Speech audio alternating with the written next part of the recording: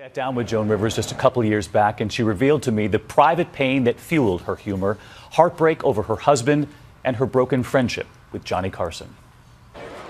We will never forget Joan Rivers allowing us backstage down the stairs here in New York City. She would perform right up until the end. Hey, Joan. Yes. Are we bugging you? But much of America first saw Joan on Ed Sullivan. Here is little Joan Rivers. Joan Rivers emerging from behind that curtain nearly 50 years ago. Weren't you pregnant on Ed Sullivan? Pregnant, and you weren't allowed to say it. Soon we're going to hear the pitter-patter of little feet. And that was breaking ground. That was breaking ground to say pitter-patter of little feet. May I say, Mr. Sullivan, I'm delighted to be here. And hers was a groundbreaking and sometimes backbreaking journey. This is where my career has come to. I'm sitting on a stool that's coming apart. Okay.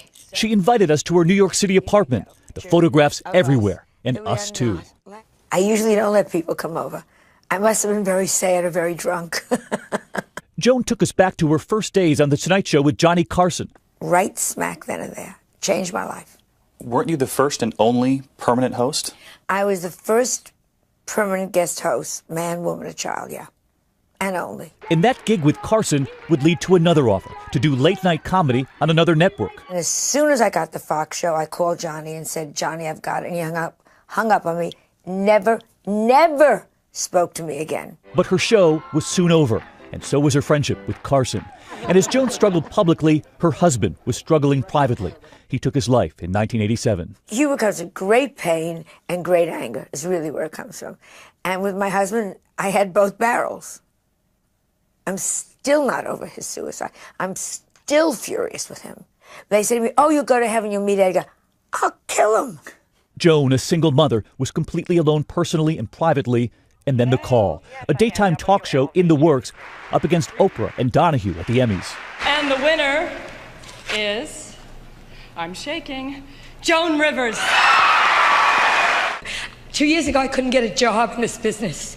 I could not get a job. It's so sad that he's not here because it was my husband, Edgar Rosenberg, who always said, you can turn things around. A decade later, she was back again on the red carpet, asking and saying anything. She talked openly about her many plastic surgeries and how she explained it in the beginning. Her daughter, still a baby. Of course, my eyes were black and blue. So I was carrying Melissa, and no one did their eyes in those days. So people would say to me, what happened to you? And I'd say, the baby punched me in the eyes. And they bought it. People were so stupid in those days. Poor Melissa. Poor Melissa. Kid's gone, kid hit me in the eyes. And it turned out, behind all of that humor, humility. I'm proud of nothing, my darling. I am swimming upstream. I don't know where it's gone. If you don't do what you want to do, you're a fool. Joan Rivers sitting down with us, and Barbara Walters with us now. Joan was your friend. Was she the same privately as she was publicly? Well, publicly we know. Brash. She would say anything. She would say all the things that women wanted to say and perhaps didn't. Privately, she was very elegant, a house full of antiques and silver, and rather quiet. And I'm curious, Barbara, if she had any idea in these final days about the support that came in from all over the world, what would she have made of it? You know, we've all said she liked nothing more than to work. And to know that she had this kind of an audience, even when she was unconscious, I think she would have been smiling. I will miss her. Barbara Walters with us tonight on her friend Joan Rivers, and we'll have much more coming up tonight on Nightline. So many people remembering Joan Rivers tonight.